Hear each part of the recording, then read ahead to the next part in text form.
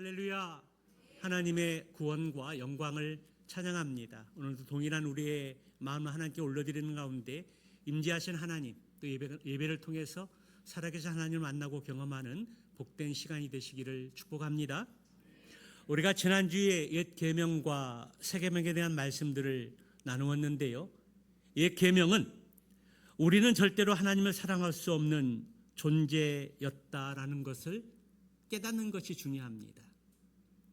하나님의 옛 계명인 율법 10계명, 그리고 내 몸과 같이 사랑하는 그 말씀을 우리는 결코 행할 사람들이 못 됩니다. 그래서 우리는 하나님을 결코 사랑할 수 없는 존재라는 사실들을 깨닫는 것이 중요하고, 그것이 옛 계명의 핵심의 내용이라는 것입니다.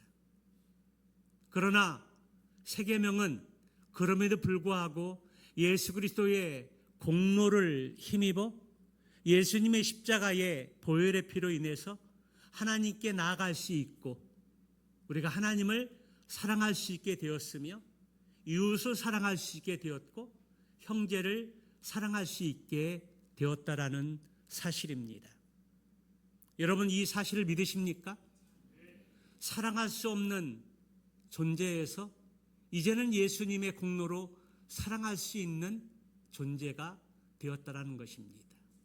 그것이 바로 옛 계명과 새 계명의 말씀이었고, 그 사랑의 핵심은 바로 형제 사랑이라는 것을 함께 나누었습니다. 오늘은 사도 요한은 우리에게 중요한 질문을 던지고 있는데요, 너희는 세상 것들을 사랑하지 말고 하나님을 사랑하라고 그렇게 명령하고 있습니다. 그러면 세상을 사랑하는 것이 무엇이고, 세상이 아니라 하나님 아버지를 사랑하는 이유가 무엇일까요? 오늘 이 질문에 대해서 함께 생각해 보면서 하나님의 우리의 삶을 말씀으로 돌아보고자 합니다. 첫째, 세상을 사랑하지 말고 하나님을 사랑하라는 것입니다. 우리 15절의 말씀을 한번 같이 읽어보도록 할까요? 같이 봅니다. 시작. 이 세상이나 세상에 있는 것들을 사랑하지 말라. 누구든지 세상을 사랑하면 아버지의 사랑이 그 안에 있지 아니하니. 오늘 본문의 말씀을 통해서 우리가 세상을 사랑하지 않고 하나님을 사랑해야 될 이유를 말씀하고 있습니다. 그것이 무엇입니까? 우리가 세상을 사랑하면 그 하나님의 사랑이 우리 안에 있지 않기 때문입니다. 여러분, 세상도 사랑하고 아버지도 사랑할 수 있을까요? 그럴 수 없습니다. 하나님과 재물을 겸하여 섬기지 못하듯이 세상을 사랑하고 하나님을 사랑하는 것, 그것은 불가능하다는 것입니다. 이 둘은 서로 양립할 수 없다라는 것입니다. 세상도 사랑하고 아버지도 사랑할 수 없습니다. 우리가 지난주 말씀을 나눈 것처럼 미워하면서 동시에 사랑하거나 사랑하면서 동시에 미워할 수 없다라는 것입니다. 이 또한 서로 사랑과 미움은 서로 공존할 수 없는 배타적인 개념이 강하기 때문입니다. 사랑하고 미워할 수 없듯이 또 세상을 사랑하고 동시에 하나님을 사랑할 수 없다라는 것입니다. 세상을 사랑하든지 하나님을 사랑하든지 둘 중에 하나를 우리가 선택해야 되고, 그 하나를 온전한 선택을 통해서 그거를 실천해야 하는 것입니다. 그러면 여기에서 말하는 세상이라는 것은 어떤 것을 의미하는 것일까요? 세상을 사랑하지 말고 하나님을 사랑하라고 하는데 세상에 대한 의미를 우리가 정확히 알고 있어야 합니다. 오해하지 말아야 할 것은 교회 밖은 다 세상이라고 생각해서는 안 된다라는 것입니다. 여기에서 세상은 단순히 눈에 보이는 교회 밖을 우리가 세상이라고 말하지 않습니다. 여기서 말하는 세상은 사탄의 권세 아래에서 하나님의 다스림을 받지 않는, 하나님의 통치를 받지 않는 인간 사회를 말하는 것입니다. 교회 밖이 다 세상이다의 어떤 개념이 아니라 하나님의 통치를 받지 않고 사탄의 권세 아래 있는 그곳이 바로 세상이라는 것을 성경에서는 말씀하고 있는 것입니다. 요한복음 12장 31절의 말씀에 보면 이 세상에는 왕이 있다라고 말하는데요, 그 왕은 바로 사탄, 마귀를 가리키는 의미입니다. 하나님의 다스림을 받지 않고 사탄의 권세 아래 지배를 받는 모든 사회가 바로 세상이라는 것입니다. 그렇다면 그 세상 안에는 무엇이 있을까요? 하나님의 다스림을 받지 않는 그 세상에는 사람들이 있는데, 사람들은 원래 하나님의 사랑을 받도록 지음받은 사람들입니다. 그러나 그들은 하나님에게서 떠나 자신의 타락한 본성에 따라 살아가게 되었습니다. 그리고 그들 안에는 삶의 방식이 있습니다. 그들이 그렇게 살아가며 정한 질서가 있고 체계가 있다라는 것입니다. 그 세상에는 사람들이 죄로 인해 빚어진 문화가 있고 세계관이 있고 가치관이 형성되어져 있습니다. 그래서 오늘 15절에서 말하는 세상에 있는 것들이 바로 그러한 것들입니다. 그런데요, 예수 그리스도를 믿는 믿음의 사람들하고 사탄이 지배하고 통치하고 다스리는 세계관이 달라도 너무 다르다라는 것입니다. 그 실예를 보게 되면 젊은이들이 만나서 교제를 하고 이렇게 사랑을 키워가려고 하는데 믿는 사람과 믿지 않는 사람을 만나게 되면 가치관이 충돌합니다. 세계관이 다르기 때문에 좁히려고 무던히 애를 쓰더라도 그 간격은 좁혀지지 않습니다. 하나님이 주신 성경적인 가치관과 세상의 문화 속에서 형성되어진 그 가치관은 서로 공존할 수 없습니다. 아무리 양보하고 타협하고 좁혀가려고 해도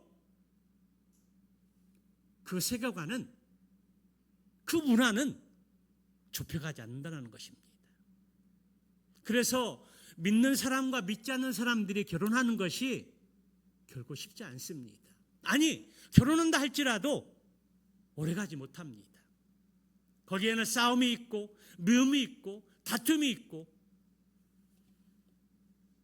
불화가 생기게 되는 것입니다. 왜 그럴까요? 세상의 가치관과 성경적인 가치관이 다르기 때문입니다. 문화가 다르기 때문입니다. 살아가는 방식이 다르기 때문입니다. 둘 중에 하나는 포기해야 합니다. 세상의 문화를 따를 것인가, 성경의 가치관을 따를 것인가, 이 두 가지는 공존할 수 없기 때문에 하나를 포기하고 선택하고 따라가야 하는 것입니다. 그러면 세상과 세상에 있는 것들을 사랑하지 말라고 하는 그 의미는 무엇일까요? 일단 세상을 정죄하고 그냥 악하다고 생각하고 세상을 섬기지 말고 세상을 궁휼히 여기지 말라는 의미는 아니라는 것입니다.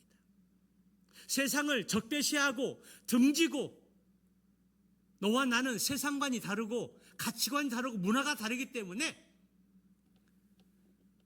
그들을 상종하지 말라는 의미가 아니라는 것입니다.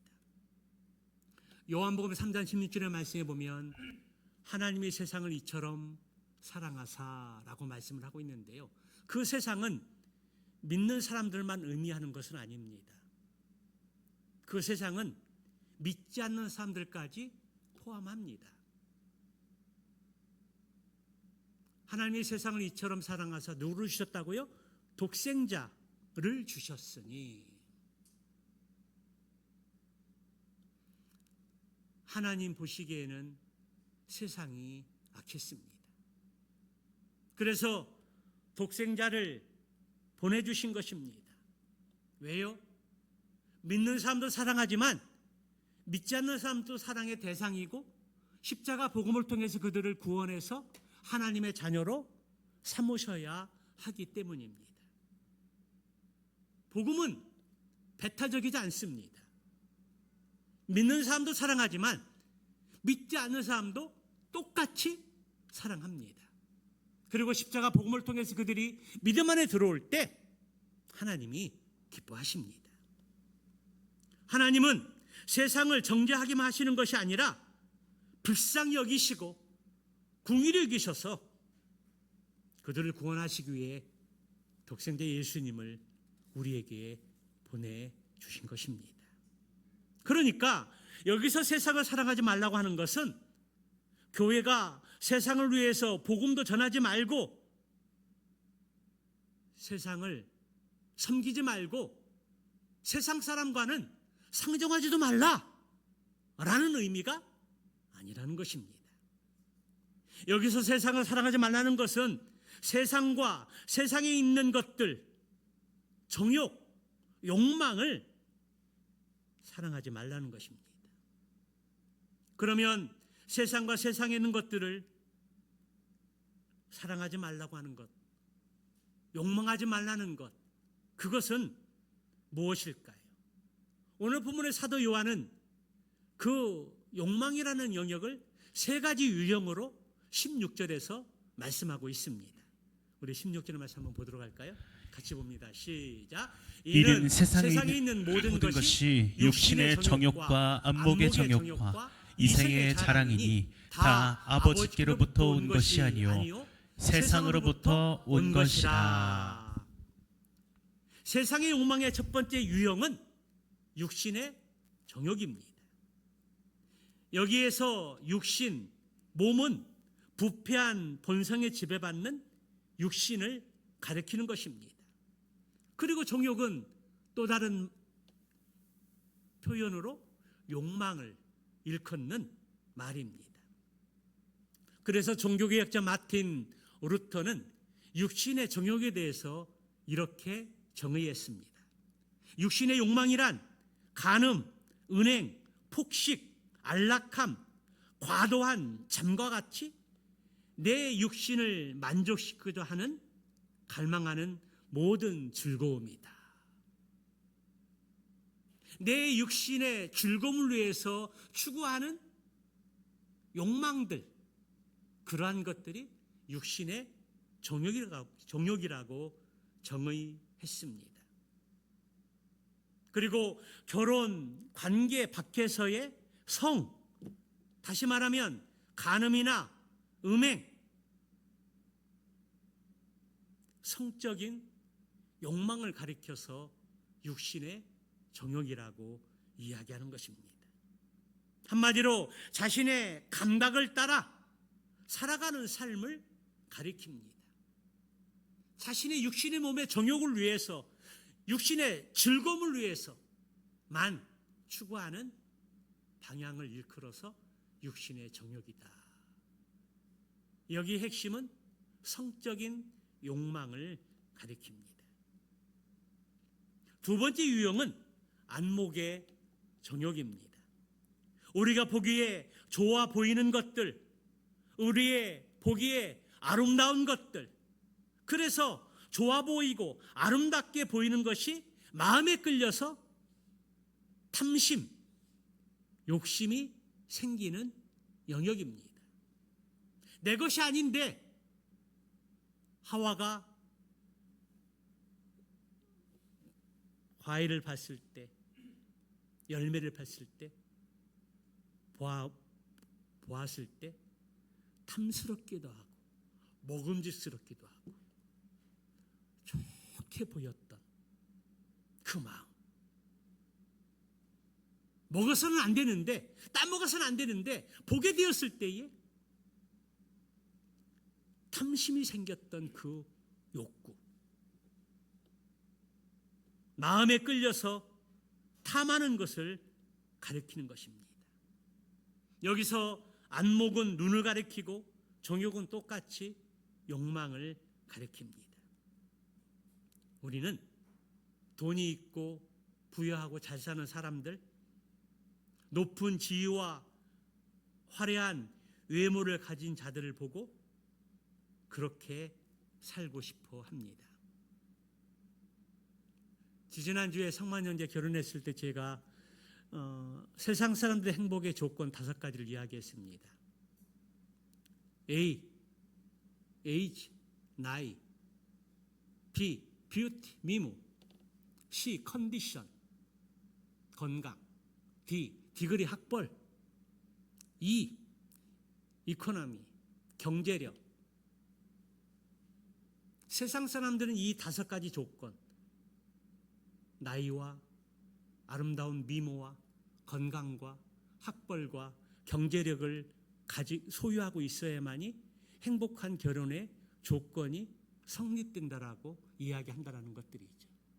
그런데 우리 그리스도인들은 그 5가지보다 더 중요한 것이 있습니다. F와 G. F, faith, 믿음. G, God, 하나님. 하나님 중심의 삶. 그런데 그 이야기를 듣고 결혼에 참석했던 몇몇 사람들이 나는 가진 게 하나도 없네, 그렇다는 얘기를 들은 적이 있는데요. 가지지 않아도 괜찮습니다. 다시 시작하면 됩니다.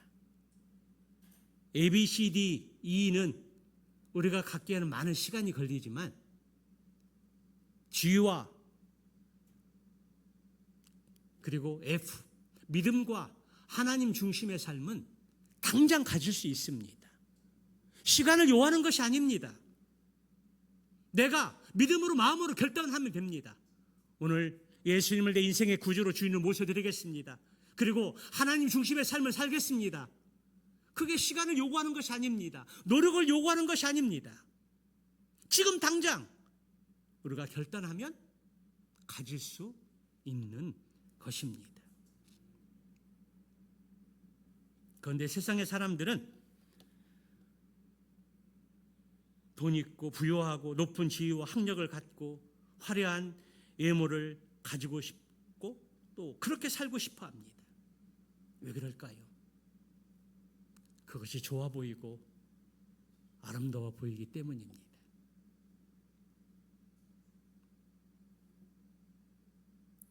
대표적인 것들이 돈에 대한 욕망이고요, 부유함에 대한 욕망이고요, 성공과 높은 지위와 화려한 외모에 대한 욕망이라는 것입니다. 계속 그러한 것들과 비교하고 다른 사람들과 비교해가면서 그런 것들의 시선이 갈 때 우리의 마음 가운데 욕망이 생긴다는 겁니다.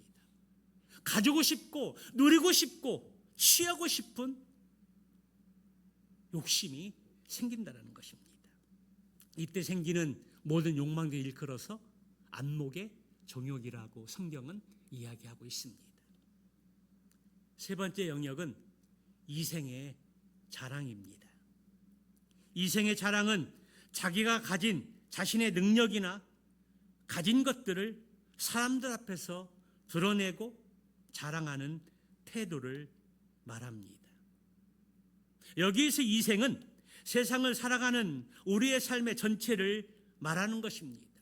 우리의 삶을 보면 우리가 가진 것들을, 우리가 가지고 있는 것들이 있는데요, 어떤 이들은 재산을 많이 소유했고 어떤 사람들은 사회 지위와 성공을 하게 되기도 하고 어떤 사람들은 업적을 남긴 사람들이 있습니다.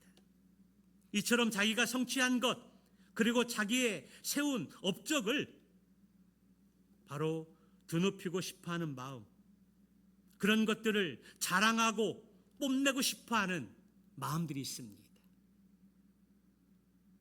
우리가 그런 것을 없어서 그렇지 가지고 있으면 얼마나 자랑하고 싶겠습니까? 거기에 미치지 못해서 그렇지 얼마나 그러고 싶겠습니까? 그것이 우리 사람의 마음이 아닙니까? 누구나 그러한 것들을 다 가지고 있다라는 겁니다. 그런데 자랑과 간증을 조심해야 합니다.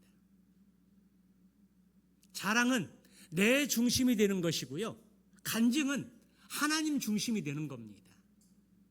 간증할 때 우리가 조심해야 될 것이 바로 그것입니다.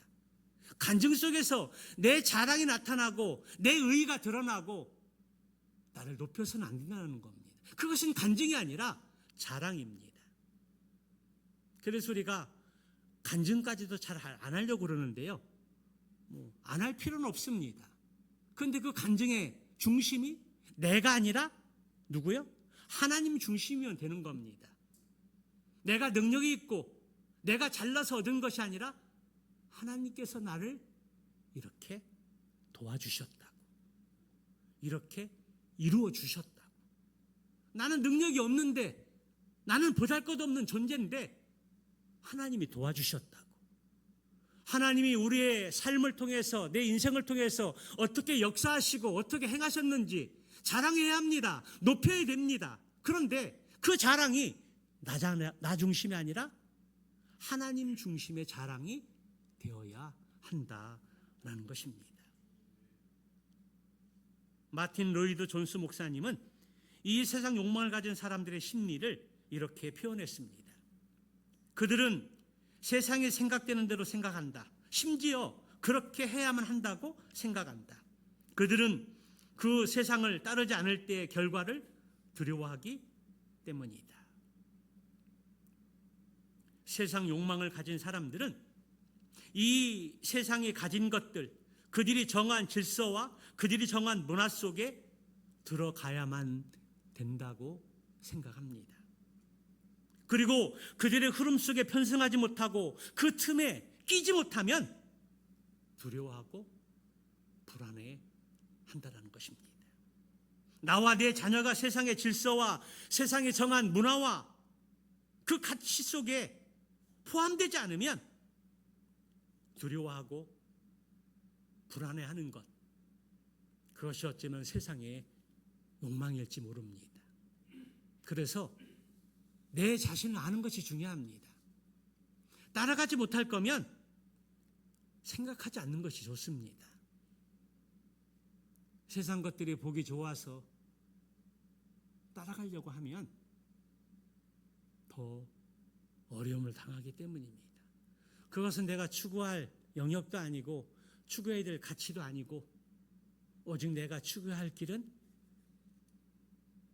성경적인 가치관, 하나님의 말씀이다. 그것을 방향을 틀어서 성경의 말씀을 따라가야 하는 것입니다. 성경은 우리가 이 세상, 이 세 가지 세상의 욕망의 모습을 가지고 있다면, 누구든지 이 세상과 그 세상에 있는 것들을 사랑하고 있다면 그는 하나님을 사랑하지 않는다라고 말씀하고 있습니다. 사랑하는 성도 여러분, 그러면 이 말씀을 통해서 여러분은 세상을 사랑하고 있습니까? 아니면 하나님을 사랑하고 있습니까? 아마도 저를 비롯해서 여기에 있는 대부분의 사람들이 하나님의 사랑을 향한 퍼센티지보다 세상을 향한 퍼센티지가 훨씬 더 많다라고 자백할 수밖에 없습니다. 왜요? 그것이 바로 우리의 모습이기 때문입니다. 재성을 가진 우리의 부끄러운 삶의 모습이기 때문입니다. 그래서 우리 자신을 진단하고 아는 것이 중요합니다. 세상을 사랑하는 퍼센티지가 훨씬 더 많은 우리의 삶들을 보면서 어떻게 하면 세상의 퍼센티지를 줄여가고 하나님을 향한 사랑의 퍼센티지를 더 넓혀갈 수 있을까? 그건 우리의 몫입니다. 우리가 어떻게 하느냐에 따라서 세상의 사랑의 퍼센티지를 내릴 수 있고 하나님을 향한 사랑의 퍼센티지를 더 올릴 수 있다라는 것입니다. 오늘 이 말씀을 통해서 세상을 살아가는 것들이 너무나 많은데 끊을 수 없는데 내 힘으로는 어쩔 수 없는데 내 주 안에 계신 성령 하나님의 도움을 받아서 세상의 사랑을 조금씩 줄여가고 하나님을 향한 사랑이 더 훨씬 더 많아지는 삶들이 되시기를 주님의 이름으로 축원합니다. 두 번째, 세상을 사랑하지 않고 하나님을 사랑해야 될 이유가 있다면 그것은 예수님으로 인해서 우리가 죄 용서함을 받고 승리할 수 있는 존재가 되었기 때문입니다. 더 나아가서 그것을 통해 하나님과 사귐, 교제 가운데 있기 때문이라는 것입니다. 먼저 예수님 때문에 우리가 죄 용서함을 받았기 때문입니다. 본문을 자세히 보면 오늘 사도 요한은 독자들 가운데 특별히 자녀들아, 아이들아, 아비들아, 청년들아 부르면서 이 편지를 받는 교회의 모든 성도들의 모든 연령대의 사람들을 향해서 두루 말하고 있습니다. 이 말씀은 부모님에게만, 아니 청년들에게만, 아니 자녀들에게만 말하는 것이 아닙니다. 두루두루 모든 전 연령대를 향해서 말하고 있습니다. 여기에서 요한은 하나님께 그들에게 행해 주신 일들에 따라서 그들이 어떤 존재인가를 상기시켜주고 있습니다. 획일적으로 똑같은 것이 아니라 예수님께서 우리들의 죄를 위해서 십자가 죽으시고 용서받았고 승리할 수 있는 인생들이 됐는데 자녀들과 아비들, 부모들과 그리고 청년들에게 주시는 핵심의 영역이 무엇입니까? 12절에 앞서서 앞절 11절의 말씀에 보면 그의 형제를 미워하는 자는 어둠에 있고 또 어둠에 행하며 갈 곳을 알지 못하나니 이는 그 어둠이 그의 눈을 멀게 하였습니다. 그렇게 말씀하고 있습니다. 그리고 그 다음 12절의 말씀에서 자녀들아 라고 표현하면서 말씀하고 있는데요. 너희는 죄의 용서를 받았다. 또 아비들아 너희는 태초부터 계신 일을 알았다. 또 청년들아 너희는 악한 자를 이겼다라고 말씀하고 있습니다. 그것이 바로 12절의 말씀의 내용입니다. 자녀들은 죄 용서를 받았고 아비들은 태초부터 계신 하나님 예수 그리스도를 알았고 청년들은 악한 자를 이겼다라고 말씀하고 있습니다. 여러분, 이것이 어떤 의미일까요? 그것은 자녀 여러분, 부모 여러분, 형제 여러분, 청년 여러분, 하나님께서 어떤 일을 행해 주셨는지, 그래서 여러분이 어떤 존재가 되었는지를 잘 아시기 바랍니다. 여러분, 눈을 뜨십시오. 눈을 뜨고 여러분 자신이 어떤 존재인가를 아십시오. 여러분이 빛 가운데서 하나님께서 여러분에게 얼마나 큰 구원을 베풀어 주셨는지 보십시오 라고 말하는 것입니다. 눈을 크게 뜨고 우리 자신이 얼마나 복된 존재인지를 한번 보라는 것입니다. 하나님께 우리를 위해 행해 주신 큰 구원으로 인하여 우리가 얼마나 큰 사랑을 받고 있는 존재인지 확인하라는 것입니다. 그러면 우리가 눈을 크게 뜨고 보아야 할 그것이 무엇일까요? 하나님께 우리를 위해서 행해 주신 구원의 일들입니다. 그 구원의 일들을 구체적으로 말하면 첫째는 우리가 죄 용서를 받은 자들이라는 사실입니다. 우리가 예수님 만나기 전에 얼마나 많은 죄를 지었습니까? 원죄를 비롯해서 우리가 알고 모르고 지은 죄들 얼마나 많이 있습니까? 그런데 우리가 어떻게 사함을 받았습니까? 어떻게 사면을 받았습니까? 그것은 바로 그의 이름으로 말미암아, 다시 말하면 예수 그리스도의 이름으로 인해서 사면을 받았다라는 것입니다. 예수 그리스도를 믿으면 우리가 죄 용서함을 받고 하나님의 자녀가 되며 구원받는 것을 믿으십니까? 아멘이십니까? 이거는 변할 수 없는 불변의 진리입니다. 뿐만 아니라 우리가 악한 자를 이겼다라는 것입니다. 13장 중반절의 말씀이 바로 그것인데요. 청년들아, 내가 너에게 쓰는 것은 너희가 악한 자를 이겼음이라 라고 말씀하고 있습니다.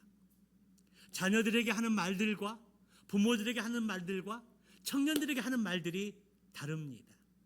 특별히 우리 청년들, 이 세상에서 사탄 마귀와 싸워야 할 일들이 얼마나 많이 있습니까?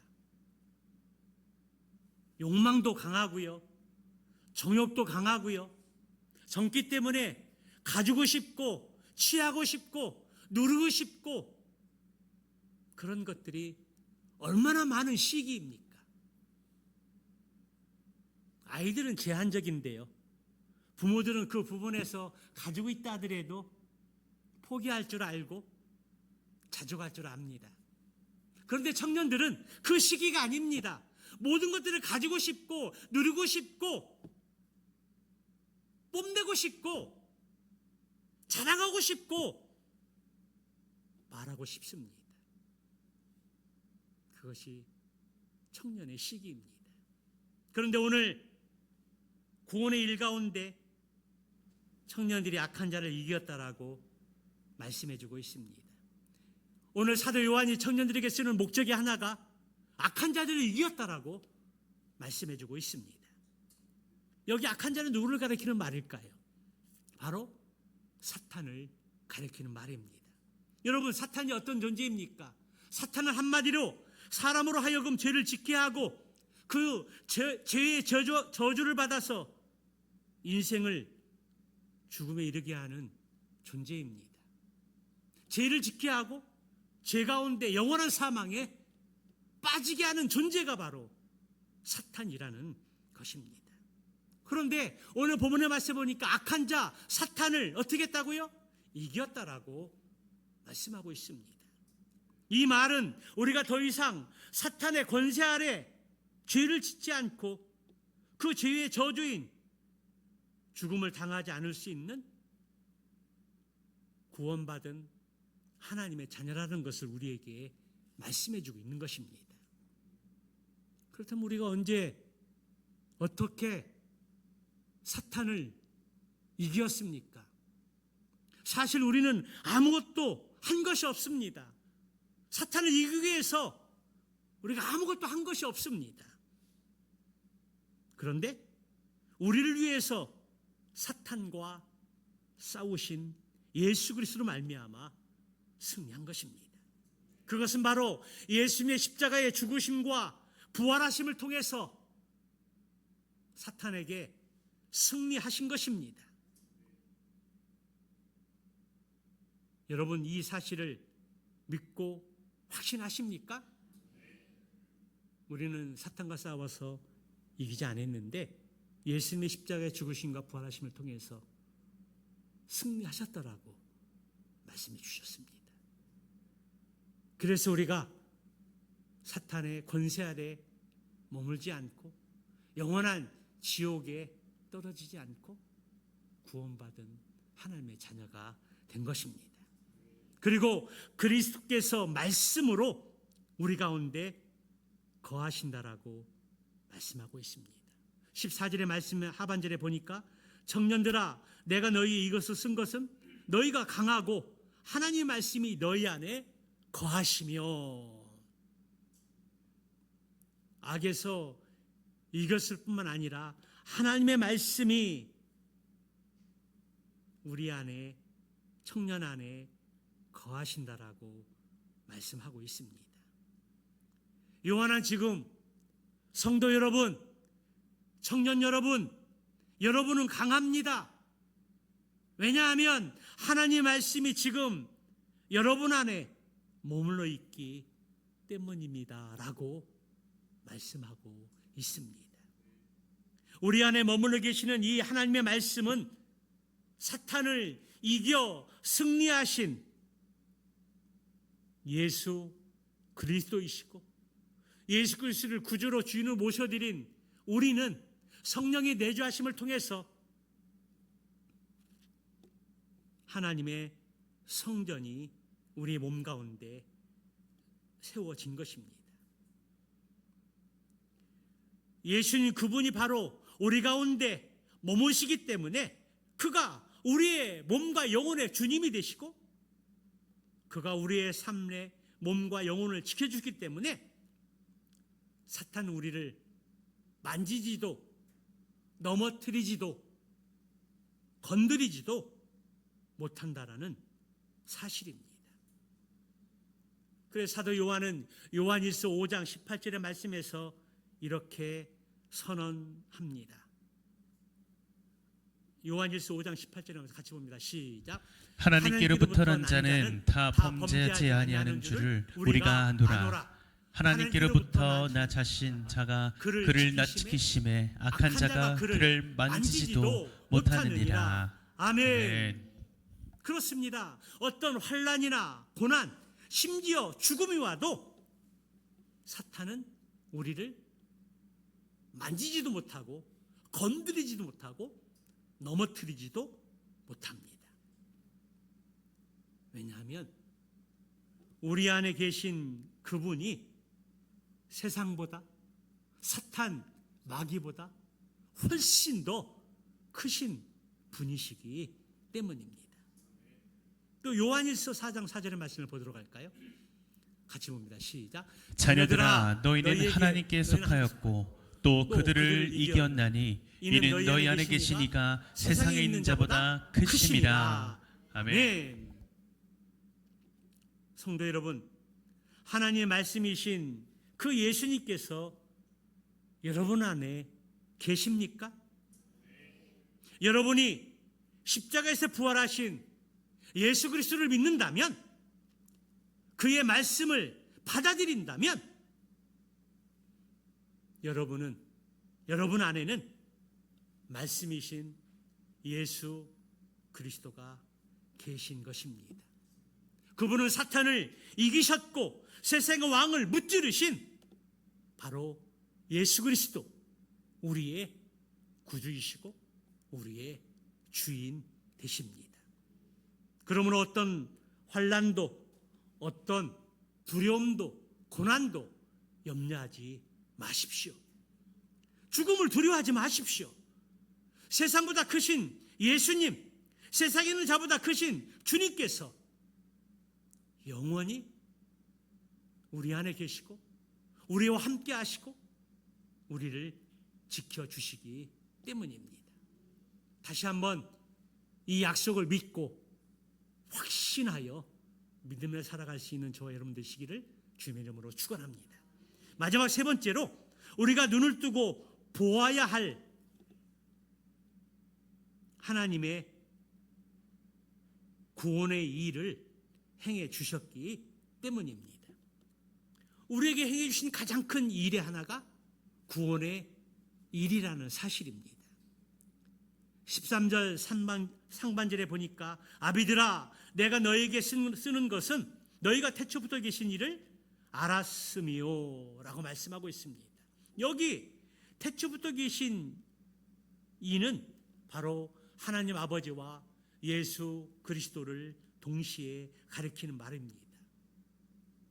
그분을 안다라고 했는데 여기 안다라는 것은 하나님 아버지와 예수 그리스도의 관계를 맺고 사귐, 교제하는 것을 의미하는 것입니다.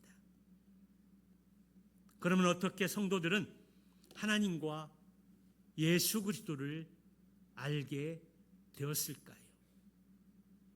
그 방법은 태초부터 계신 하나님께서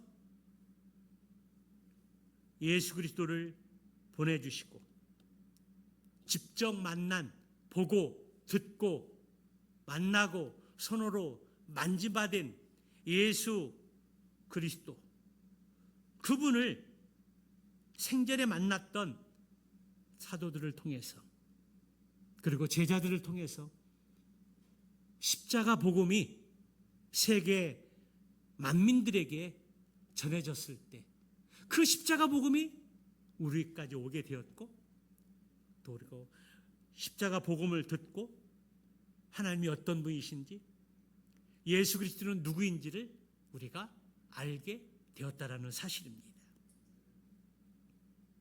사랑하는 성도 여러분, 여러분은 태초부터 계신 하나님과 예수 그리스도를 아십니까? 정말 그분 안에 계십니까? 그렇다면 여러분은 태초부터 시작된 하나님의 주권과 은혜를 아는 자들입니다. 하나님께서 일방적으로 저와 여러분을 찾아오셔서 복음을 전해주셨고, 그 사실을 믿는 자들에게 영원한 생명인 선물을 주셨습니다. 그러면 도대체 왜 하나님은 우리에게 그 모든 구원의 일들을 행하셨을까요? 그것은 하나님은 사랑이시기 때문입니다. 우리 요한 1서 4장 10절의 말씀을 보도록 할까요? 같이 봅니다. 시작. 사랑은 여기 있으니 우리가 하나님을 사랑한 것이 아니요 하나님이 우리를 사랑하사 우리 죄를 속하기 위하여 화목제물로 그 아들을 보내셨습니다. 아멘. 우리가 먼저 하나님을 찾거나 사랑한 것이 아니라는 것입니다.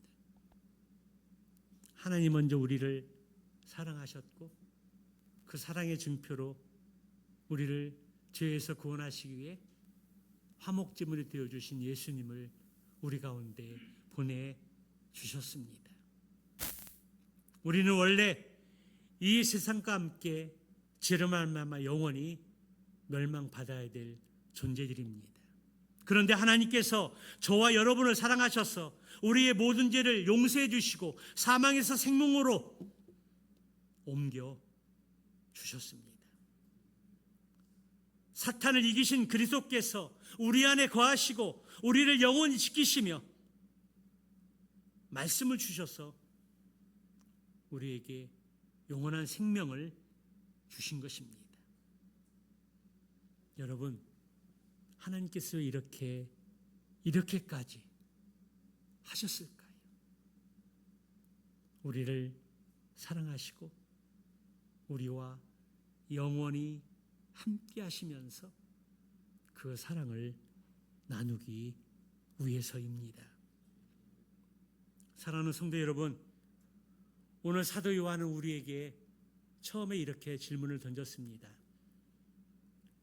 세상을 사랑하지 말고 하나님 아버지를 사랑해라.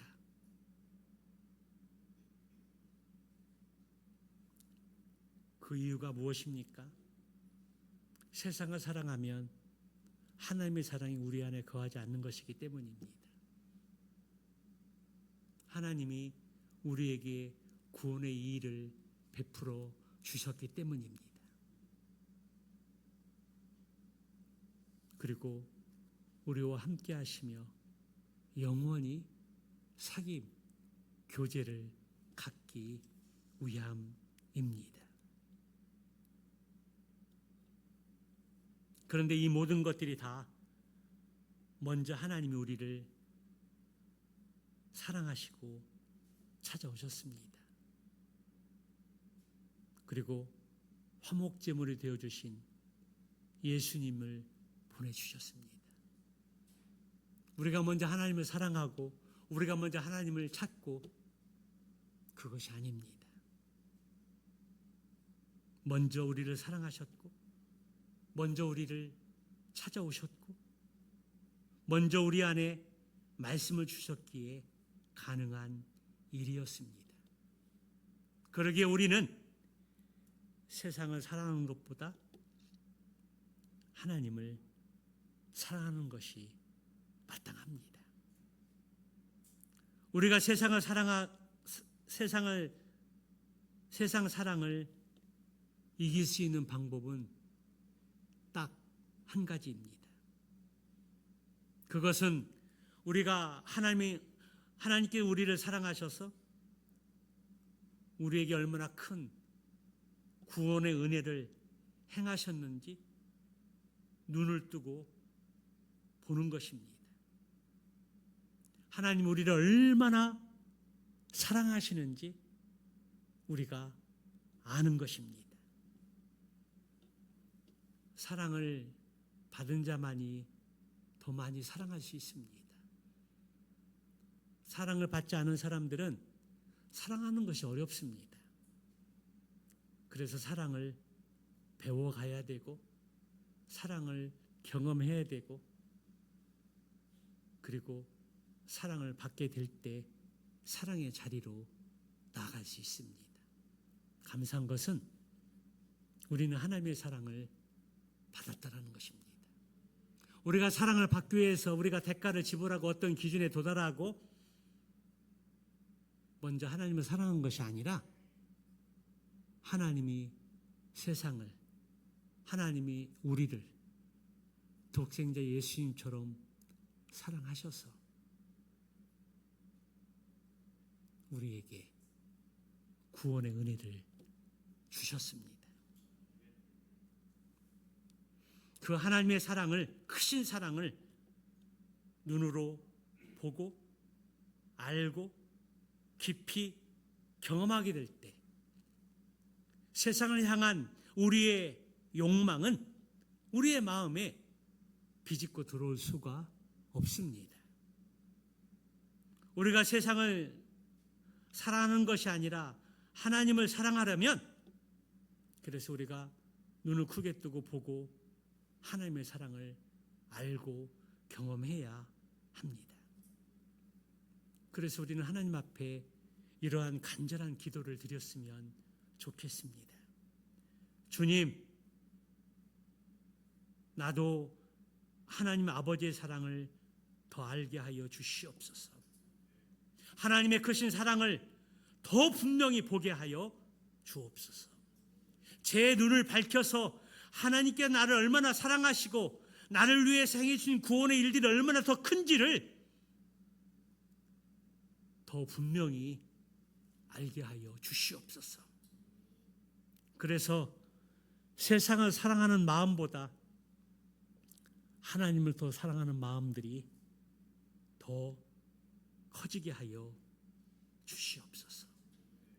오늘 말씀을 듣고 함께 드리고자 하는 이 기도의 제목들을 마음에 새기고 순종하고 실천해서 세상을 더 사랑하던 많은 퍼센티지의 분량이 오늘 말씀을 듣고 하나님을 사랑하는 분량의 퍼센티지가 훨씬 더 많아져서 하나님을 기쁘시게 하는 축복의 통로가 되시기를 주님의 이름으로 축원합니다.